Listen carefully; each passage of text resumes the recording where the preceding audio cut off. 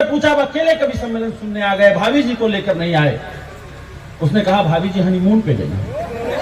मैंने कहा अकेले? उसने कहा मैंने पहले कहा था ना मैं बड़ा आदमी हूं। जोरदार ताली बजाएं। ये है भाई साहब बिहार की पुलिस,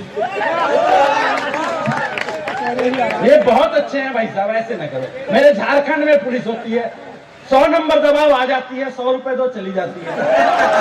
ये तो आपका साष्टांग प्रणाम है भाई साहब, क्या बात है, आप मजे से सो रहे हैं। कविता जगाने के लिए मैं जगा दूंगा, आप चिंता न करो। अभी ट्रेनिंग पीरियड है सर, अभी 10 दिन तक। हम सब ने कोरोना की विषम परिस्थिति को देखा, हम सब झेले। दो ऐसे व्यक्तित्व, ऐसी बिरादरी थी जो उस विषम परिस्थिति में जब हम घर में बंद थे तो एक डॉक्टर और एक वर्दी वाले जो डटकर खड़े थे उस विषम परिस्थिति से मानवता को निकालने के लिए। एक बार जोरदार तालीम वर्दी वाले भाइयों के लिए बजाएं। भाई साहब आप जागते रहना, आपके भरोसे में प्रारंभ हो जाऊंगा। आप सब मूड में आ जाइए, ऐसे बैठ गए ऐसे लगता है ठंड लग रही है। कुछ लोग तो एक बार मैं कवि सम्मेलन में गया, डॉक्टर साहब एक बार मैं कवि सम्मेलन में गया, आप लोग आनंद में आपके मतलब की बात करूंगा, मैं कोई ताली वाली बजाने की बात ही नहीं करूंगा। ताली अच्छा लगे बजाना, नहीं अच्छा लगे ना बजाना, पैसे तो दे ही रखे हो, जरूरी है ताली बजाना।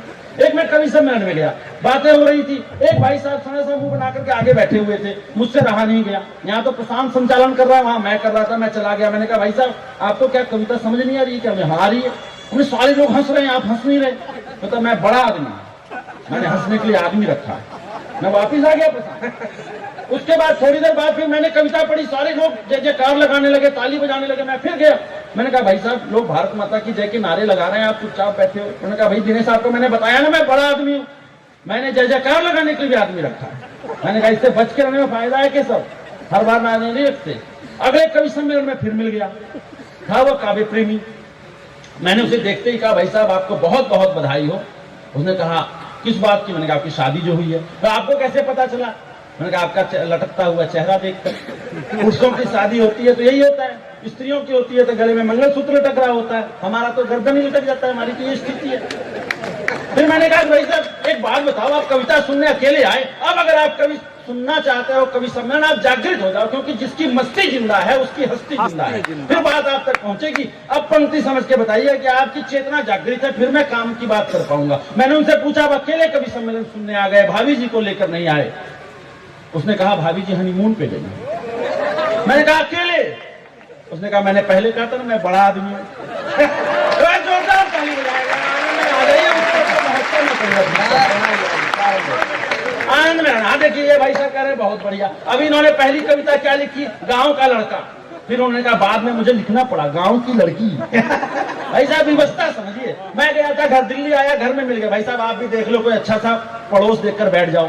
पड़ोसी पसंद नहीं आ रहा, थोड़ी देर यहाँ बैठते हैं वहां बैठते हैं। भाई साहब आप भी बैठो कहीं, और भाई साहब बैठ जाओ तभी मैं शुरू होऊंगा। अब इनको पता ही नहीं चल रहा मैं इनसे बात कर रहा हूँ। बैठ जाइए श्रीमान जी, बैठ जाइए बैठ जाइए। आपको मजेदार बात बताता हूँ, आप संजीव जी के परम मित्र लगते हैं मुझे।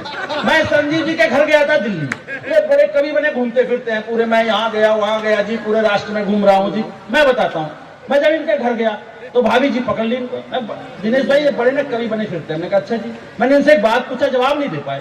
मैंने कहा क्या पूछ रहे भाभी जी आपने? भाभी जी ने कहा मैंने इनसे पूछा कि एक बात बताइए संजीव जी, हमने सुना है कि मृत्यु के बाद पुरुषों को स्वर्ग में अप्सराएं मिलती हैं। इन्होंने कहा बिल्कुल सही सुना है। भाभी जी ने पूछा फिर हम औरतों को क्या मिलता है? ये बड़े चौड़े होके बोले तुम्हें मिलता है बंदर। अब भाभी जी ने कहा ये तो बड़ी नाइंसाफी है, हमें ऊपर भी बंदर।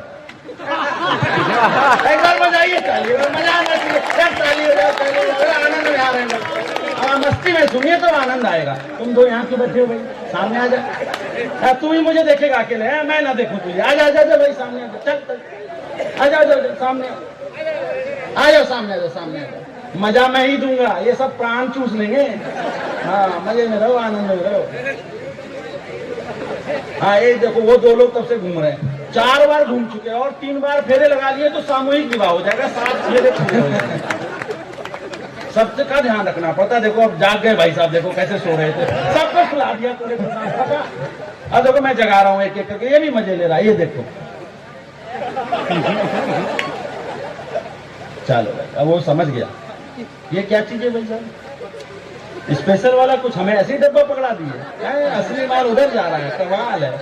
चलिए आइए मैं प्रारंभ होता हूँ, ठीक है। आप लोग आनंद में रहिएगा, आप जब जब कविता सुनने के मूड में आइएगा मैं कविता सुनूंगा। आइए देखो पहले माला लेके आ रहे हैं मेरे जो है ना बिल्कुल घनिष्ठ मित्र, मुझे विषा भ्रम था ये वीडियो रिकॉर्डिंग नहीं कर रहे हैं, लाइव भेज रहे हैं मेरे घर तक। मेरी भी स्थिति ऐसी है, मैं जब घर से निकला तो मैं अभी बैठा ही था आकर के होटल में, संजीव गुप्ता जी ने क्या किया, मुझे एक वीडियो दिखाने लगे। बाबा जी प्रवचन दे रहे थे, जिस आंगन में आपका सम्मान न हो उस चौखट पर कभी कदम नहीं रखना चाहिए। मैं तब से टेंशन में हूं कि वापस यहां से घर जाना है कि नहीं जाना।